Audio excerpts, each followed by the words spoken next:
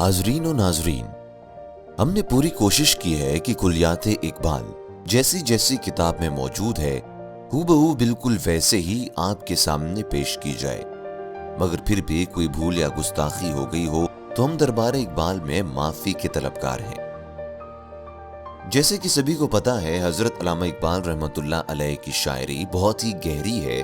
باوجود اس کے کہ اس آڈیو بک میں تفسیر بنائی گئی ہے، پھر بھی کچھ باتیں انسان سمجھنے سے قاصر ہے، لہٰذا آپ سے گزارش ہے کہ آپ اپنے پیر و مرشد سے بات کر کے نظم کا صحیح معنی پتہ کرنے کی کوشش کریں۔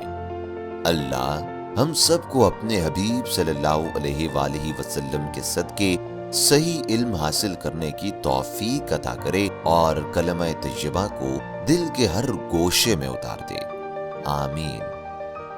اعوذ باللہ من الشیطان الرجیم، بسم اللہ الرحمن الرحیم۔ اللہم صلی علی سیدنا و مولانا محمد وعلی آل سیدنا و مولانا محمد وبارک وسلم۔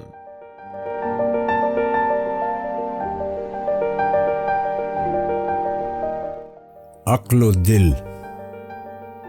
عقل نے ایک دن یہ دل سے کہا، بھولے بھٹکے کی رہنما ہوں میں، ہوں زمین پر گزر فلک پہ میرا، دیکھ تو کس قدر رسا ہوں میں، کام دنیا میں رہبری ہے میرا، مثل خضر خجستہ پا ہوں میں، ہوں مفسر کتاب ہستی کی، مظہر شان کبریا ہوں میں، بوند ایک خون کی ہے تو لیکن غیرت لال بے بہا ہوں میں۔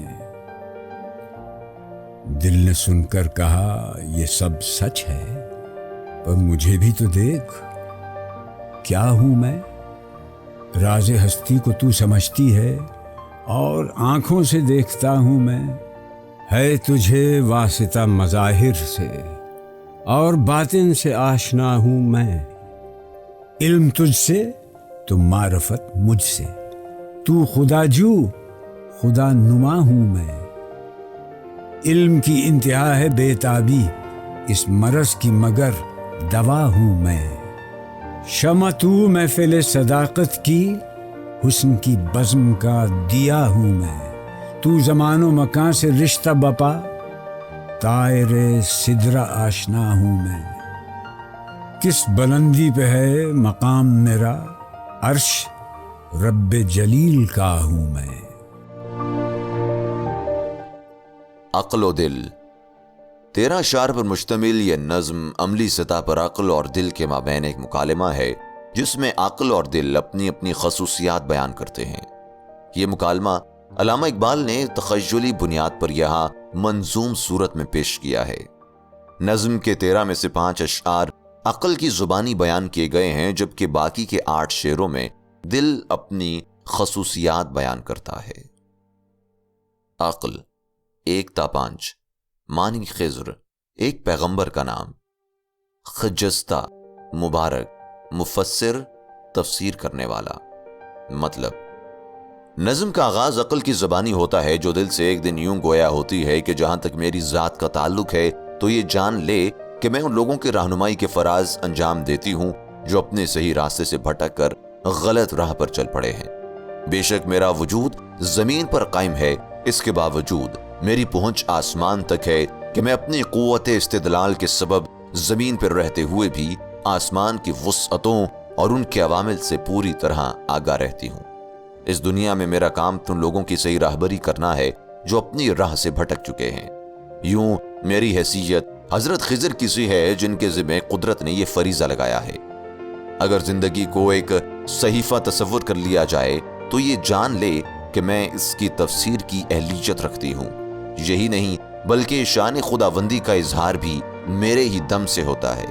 تیری حیثیت تو اے دل بس اتنی ہے کہ تو خون کی ایک بوند کی مانند ہے، جبکہ میرا وجود ایک نایاب لال کی طرح سے ہے جس کی قیمت کوئی ادا نہیں کر سکتا۔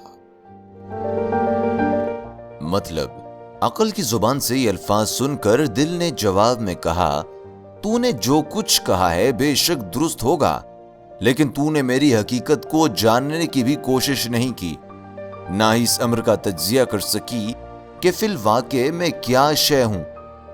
مانا کہ زندگی کے اسرار کا تجھ کو ادراک ہے، لیکن یہ نہ بھول کہ میں تو ان کو خود اپنی نگاہ بصیرت سے دیکھنے کا اہل ہوں۔ تیرا واسطہ تو محض ظاہری اشیاء سے ہے، جبکہ میں داخلی سطح پر ہر شے کے باطن سے شناسا رہتا ہوں۔ اس حقیقت کو تسلیم بھی کر لیا جائے کہ تیرا دائرہ کار علم ہے، تو یہ بھی ماننا پڑے گا کہ کائنات کے جملہ اسرار کی پہچان کا منبع میں ہوں۔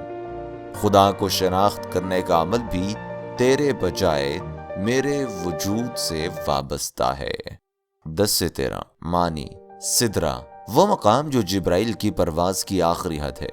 مطلب، اے عقل، یہ بھی جان لے کہ علم جب اپنے انتہا کو پہنچ جاتا ہے تو اس کا رد عمل اضطراب اور بے چینی کی صورت میں ظاہر ہوتا ہے، لیکن یہ تو محض ایک عارضہ ہے۔ چنانچہ میری ذات ہی اس مرض کے لیے مسیحا کی حیثیت رکھتی ہے۔